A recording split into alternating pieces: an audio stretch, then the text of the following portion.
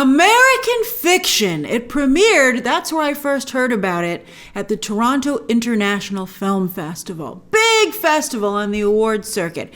And many films often make their mark here, but it's unusual to see one totally come out of left field. But boy, did this one. It not only was very well reviewed, but it received the coveted People's Choice Award that can often predict the Best Picture winner, or at least an awards frontrunner. And it immediately shot at the top of most Oscar prediction lists. I'm going to say it later in my review, but I'll just say it here as well. This is up there with Barbie and Oppenheimer as the most anticipated movies for awards season that are going to get a lot of nominations. I mean, that this movie is up there with those two should alone tell you that it's something special. It's a little bit of a curveball, though. I think they're misleading in their advertising a little bit, so I'm going to set you up a little bit better to go into it. But awards-wise, I think it's a contender particularly for Best Picture, Best Actor for Jeffrey Wright. Wouldn't it be wonderful for him to win? It would be another win for working character actors like J.K. Simmons and Allison Janney before him. And then also Best Director and Best Screenplay, Best Adapted Screenplay, for Cord Jefferson, who comes from the world of prestige television. Now, on that note, American Fiction is a bit more small screen in terms of scope than one would hope. In some ways, it seems sometimes a little bit like a streaming movie. I mean, I feel bad saying that, but if I had to give it notes, I'd be like, I think you could have plussed it a little bit more. And while the trailer sells it as a comedy about the media, publishing, and Hollywood, and I did laugh out loud several times, although a lot of the best jokes are in the trailers, but they still got me a couple of times, like genuine laughs. But it's also very much so, like at least 50% of the movie is a riveting family drama that is shockingly sad. Get ready. You know, they tell you they're going to make you laugh, and they do, but they also are going to make you cry. But on that note, the movie is extremely effective. And at the end of the movie, I thought they were going to lose me. I thought they were going for the unreliable narrator route. And I was like, no! But then, the final moment of the film is so powerful and has so much to say. And it doesn't even say it. They do it visually about Black representation in Hollywood that I strongly feel, I'm a Critics' Choice member, so I'll be voting for this film in several categories, but I strongly feel the film deserves to walk away with at least one Oscar. I mean, it was one of the best moments in a movie I've ever seen. It was incredible. I was blown away by it. And I always tell you how a movie ends is incredibly important. And boy, does this movie have a great ending.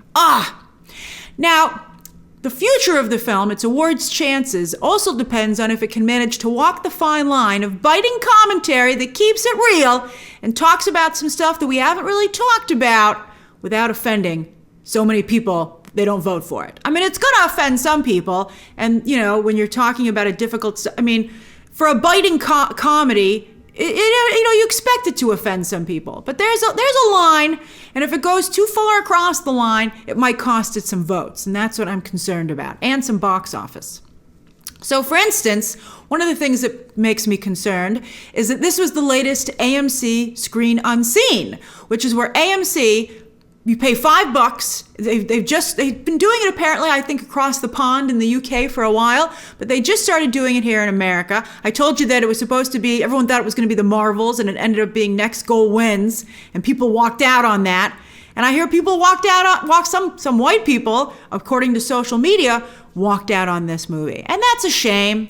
I'm white. I loved it. I thought it was fantastic. But as I also recently told you, audiences, what I learned from doing comedy myself, audiences are quick to assume that they're the butt of the joke rather than in on the joke. You know, it's like, I would hope that people would be like, oh, you're making fun of those white people.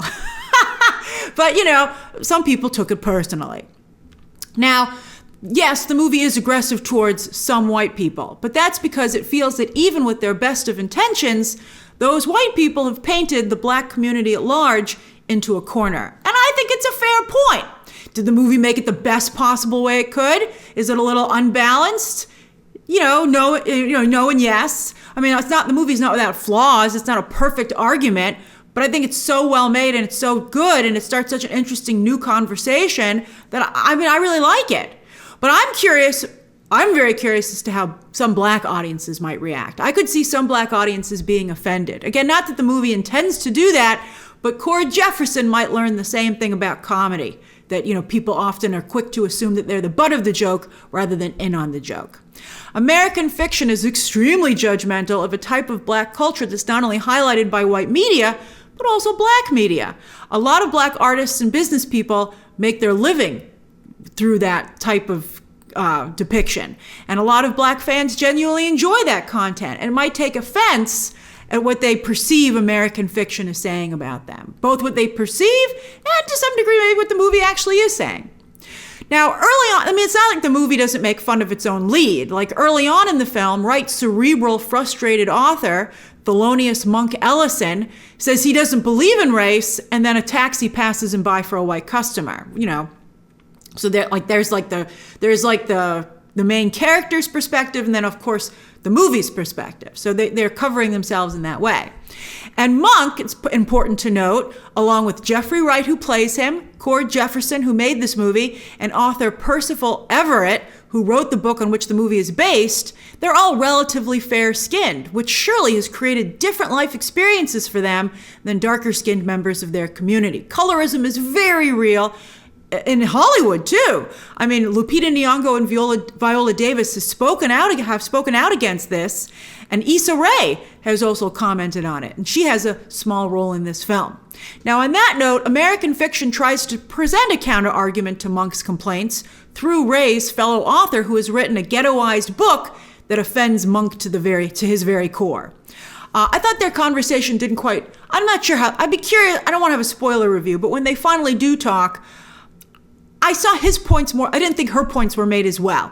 And I think that the film could have made her points better if Monk had actually talked to, or the film had at least portrayed, a member of the black community who did not come from an upper middle class background. To speak to that, still very real experience. It still is very much part of the community.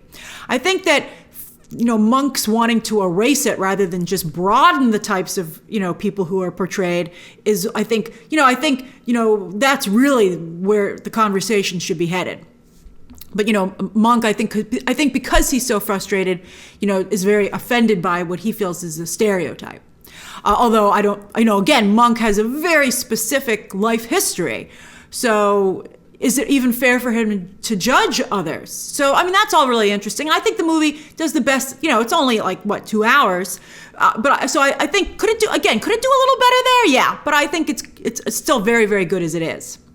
And even though American fiction's argument might be, as I said, extremely one-sided and at some points unfair, again, as I also said, I still think it's compelling and worth discussing.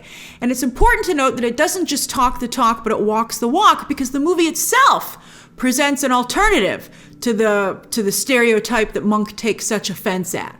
In fact, the movie goes even further, and that Monk and his family aren't just an upper middle class black family, but as you see their struggles, and I think that's the whole point of depicting them, they could be any family of any ethnicity with adult children.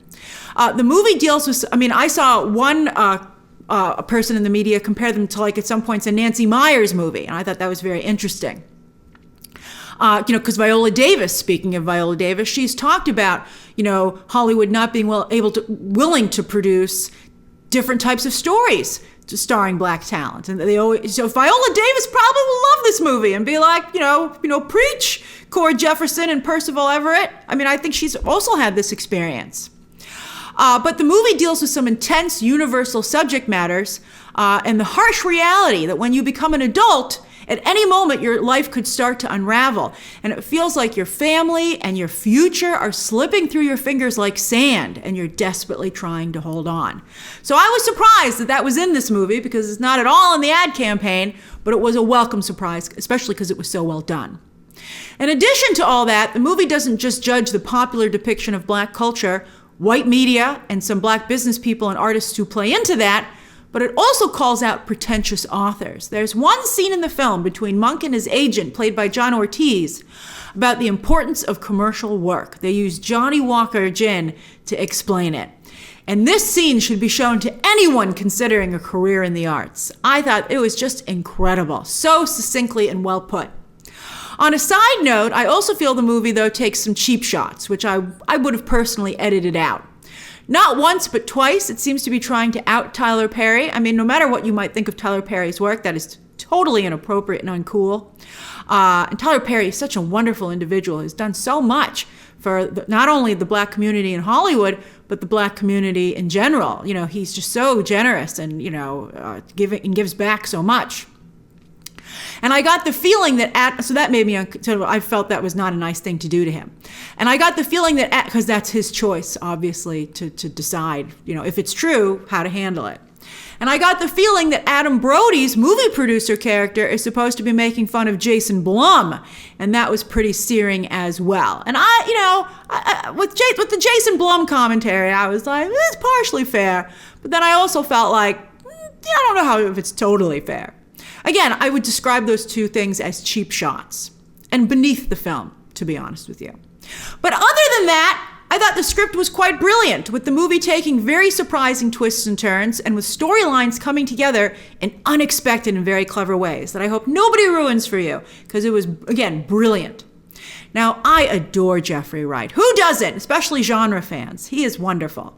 And I think the comparisons to J.K. Simmons, who also is very popular with genre fans, I think that comparison is apt. And when Simmons finally won his Oscar for Whiplash, it took his career to the next level. And he started to also get some more lead roles, which is great. And I would love to see that happen for Jeffrey Wright. Wright has never been nominated for an Oscar, although I don't really think, like J.K. Simmons, he's a working actor, working character actor, and I don't think I couldn't really think of a former, he's done I think he's done better work on streaming, and like for HBO and stuff, than he has in films. So I would love to see but he's like J.K. Simmons. I want to see his career, I want to see him, I want to see him move on to the next level. And I think an Oscar win would do that. I don't know if he's going to win, but I think he's almost for sure going to get nominated. His first nomination, as I said, and that would just be wonderful for him. I'm so excited to see it. Sterling K. Brown is also excellent as his estranged brother. And it's really interesting because Brown could have easily played Monk. He could have played the Monk role. So to get to see Brown get to play the wild card instead, off of Monk, is a really nice treat. And he does a wonderful job. Tracy Ellis Ross plays their sister. And another nice relatable element of the film is seeing adult siblings interact. There's so much stuff going on here. I hope, again, nobody spoils it for you. And Leslie Uggams has a very powerful role as their mother in a realistic, candid, unflinching look at a parent just starting to experience Alzheimer's. And I thought it was very interesting that the film covered that. Erica Alexander also leaps off the screen as a love interest for Monk. I mean, really, she just glows. I think not only Monk's mother is thrilled that he brings her home, but I think the whole audience is like, marry that woman. She's phenomenal. I mean, she was great. No spoilers, though. Finally, for Cord, I mean, really, you got to see all the twists and turns in this movie.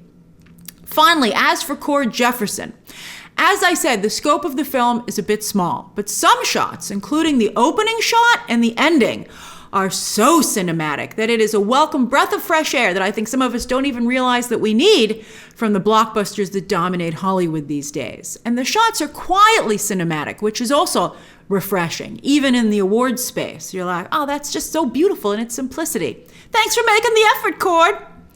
But I still think his best shot at winning an Oscar is Best Adapted Screenplay instead of Director. I think he'll be nominated probably for both. And the fact that he can reasonably go head-to-head, as I said, with Greta Gerwig and Christopher Nolan in both categories shows just how good his work is here and how good the film turned out, despite it being it's a much smaller film than Barbie and Oppenheimer. But I agree that it deserves to be up there with them. So that's my review of American Fiction, hitting theaters December 15th. Try to see it in theaters if you can. I know it's the holiday season. I know I said it was a small film, so I understand if you don't catch it in theaters, but you really should check it out at some point. And also try to see it as soon as possible, as soon as you can, so it doesn't get spoiled for you. Because again, those twists and turns are it's really great storytelling and filmmaking. All right, so share your thoughts down below, subscribe today, and of course, as always, you can check out some more videos right now.